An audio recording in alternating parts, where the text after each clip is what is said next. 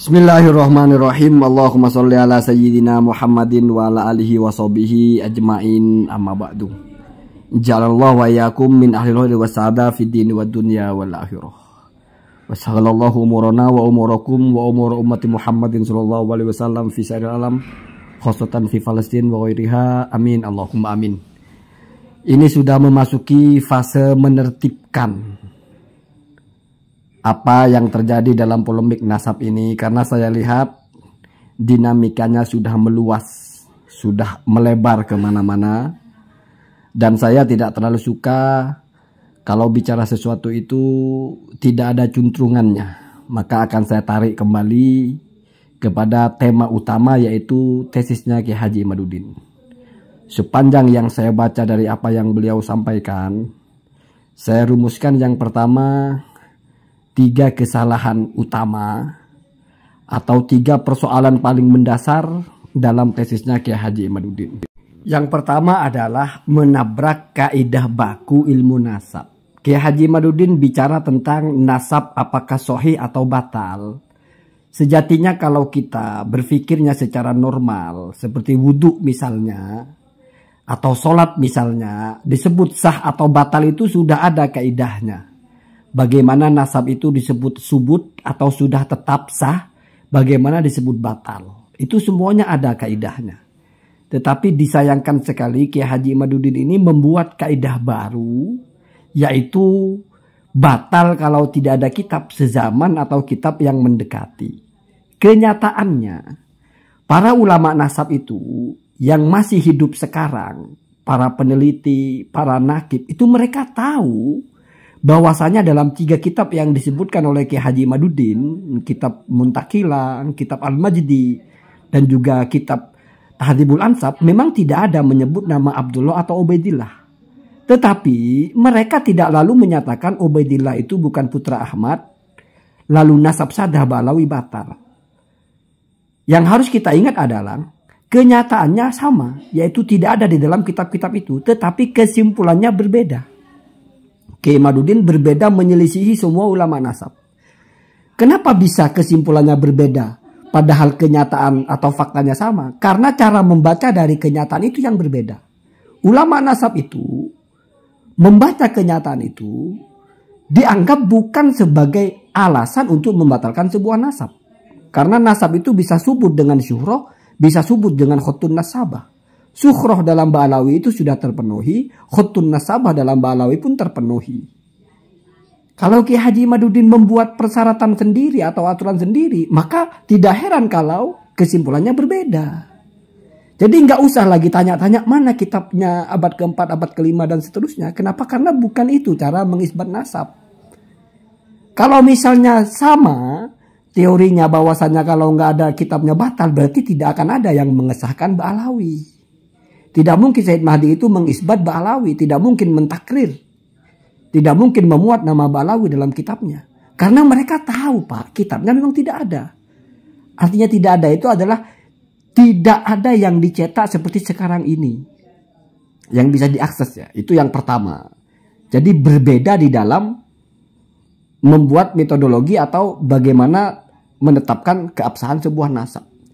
Perbedaan ini adalah Kiai Imaduddin sendiri ya, atau dengan yang diikuti seperti Syekh Mukbil, ulama Wahabi dan sebagainya, berbeda dengan semua ulama nasab.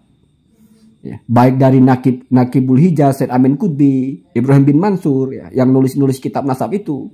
Begitu juga dengan Said Mahdi Al-Raja'i. Jadi kita tidak heran kenapa Kiai Imaduddin bisa berbeda menyimpulkan padahal faktanya sama. Karena Kiai Imaduddin itu punya cara sendiri. Ya. Maka berarti Kiai Imaduddin ini memunculkan metode sendiri di mana itu menyelisihi metode baku. Nah, itu yang pertama ya.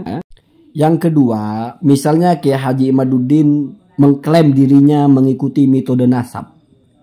Sehingga oke diterima kalau syuhroh itu menjadi dalil atau menjadi bayinah dalam keabsahan nasab. Kiai Haji Imaduddin membatalkan syuhrohnya Ba'alawi atau tetap menyatakan Ba'alawi batal walaupun syuhroh, dengan alasan karena syuhrohnya Ba'alawi itu syuhroh yang baru.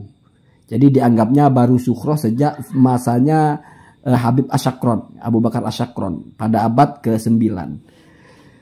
Yang agak lucu di sini adalah teori tentang Sukhroh Hadisah, Kiai Haji Imaduddin mengambil dari kitabnya Ibrahim bin Mansur. Ketika Ibrahim bin Mansur menjelaskan kesukhrohan yang ditolak yaitu seperti sukhrohnya Sa'dah Tobariyah. Kenapa? Karena Sa'dah Tobariyah itu dengan hujah yang sangat detail, sukhrohnya memang baru terjadi. Sukhroh yang dibuat-buat, yang sebelumnya tidak ada. Bagaimana cara memandang ini? Ya tentu kalau kita pakai standar berpikir yang normal, kita mengikuti teori seseorang, mesti kita juga tahu orang itu memakai teori itu. Ibrahim bin Mansur menyatakan Ba'alawi sah, berarti Ibrahim bin Mansur tidak menyatakan sukhrohnya Ba'alawi itu baru. Karena kalau misalnya sukhrohnya Ba'alawi itu baru atau sukhroh hadisah, maka Ibrahim bin Mansur juga akan mengatakan Ba'alawi batal. Sebagaimana Sa'dah Tobariyah yang dianggap batal. Kenapa Ibrahim bin Mansur tidak menjelaskan atau tidak mengklasifikasikan sukhrohnya Ba'alawi itu sebagai sukhroh yang baru sehingga nasabnya batal? Karena Ibrahim bin Mansur itu peneliti, Pak. Jadi dia perhatikan bagaimana sukhrohnya Ba'alawi. Tidak sama dengan sukhrohnya Tobariyah. Di samping itu hujah kebatalan nasab Tobariyah itu juga banyak selain sukhrohnya. Itu baru masuk kepada kaidah sukhrohnya bertentangan dengan sesuatu yang kuat. Mengambil teorinya Ibnu Hajar ya. Kholafahu ma sabatah. Jadi sukhrohnya ditolak atau illa idza kholafahu atau idza sabata ma yukholifuha. Tertetapkan sesuatu dengan meyakinkan bahwa sukhrohnya itu memang keliru. Ya. Ba'alawi nggak masuk ke situ, Pak. Kalau Ba'alawi masuk ke situ, integritas Ibrahim bin Mansur itu kan kuat. Mesti dia mengatakan Ba'alawi juga batal. Padahal beliau juga bukan Ba'alawi gitu loh. Jadi orang yang punya teori, orang yang menyatakan teori, meneliti dan mengungkap satu kasus, oleh Kiai Imaduddin dianggap teori itu dan kasus yang diungkap itu sama dengan Ba'alawi. Padahal yang punya penelitian itu mengatakan tidak sama. Ba'alawi sah. Lagi-lagi memakai kitab nasab tapi justru salah dalam menerapkannya. Ini sama dengan ketika menggunakan Asy-Syajarah Al-Mubarakah untuk membatalkan Ba'alawi. Padahal yang mentahqiq kitab itu, Said Mahdi Rojai mengatakan Ba'alawi sahih. Ini kan sama dengan orang membuat resep obat. Kan yang lebih tahu yang buat obat, Pak. Tapi oleh orang lain digunakannya berbeda. Obat salep ditelan. Ini logika sederhana, Pak. Ada orang yang mengajarkan cara membuat sesuatu.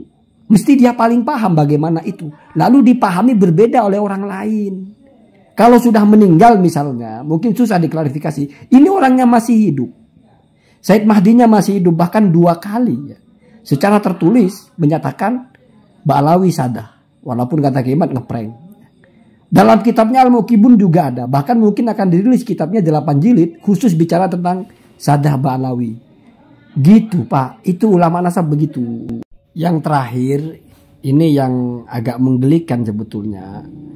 Jadi Kiai Haji Imaduddin itu kalau membaca kitab ulama nasab yang isinya mengisbat Ba'alawi, di samping selalu dipertanyakan itu tahunnya berapa, apakah lebih tua dari Asy-Syajarah Al-Mubarakah atau lebih dekat dengan masa Ubaidillah, ada lagi tambahannya yaitu selalu diasumsikan bahwa kitab itu subjektif.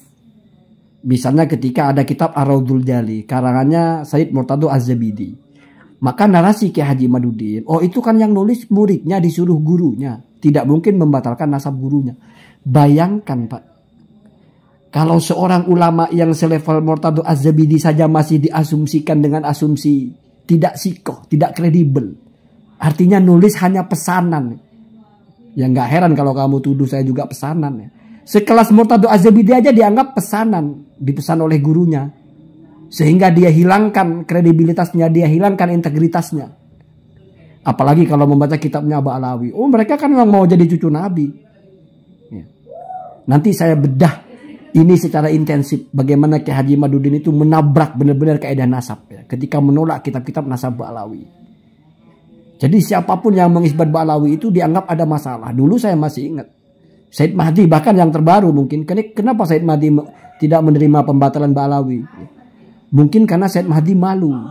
Kan yang nasabah dia orang Iran yang paling keren. Kenapa kok mesti orang Indonesia yang batalin? Misalnya dia yang membatalkan. Itu asumsi, Pak. Kok bisa kita menilai ulama begitu itu loh.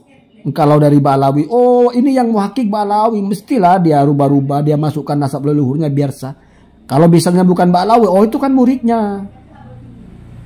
Wah repot kalau begitu Pak ya, repot. Jadi semuanya asumsi. Jadi mentelaah kitab nasab itu sudah pakai asumsinya sendiri. Ya ini mungkin sepaket dengan teori buat sendiri. Ketika membaca kitab nasab yang bertentangan ditolak dengan asumsinya sendiri gitu. Ketika membaca kitabnya As-Samarqandi, As-Samarqandi kan hanya menukil dari Ta'liqat. Mungkin dia belum membaca kitab Asy-Syairiyah Al-Mubarakah dan sebagainya. Jadi semua yang tidak sama dengan Kiai Haji Imaduddin itu salah. Salah karena tidak objektif, ya. Tidak adil gitu ya. Ini kan tuduhan keji kepada ulama. Bagaimana sekelas Murtadho Az-Zabidi itu dianggap tidak adil menulis kitab. Tidak adil itu tidak menulis sebagai mestinya, tapi berpihak, pesanan dan sebagainya ya.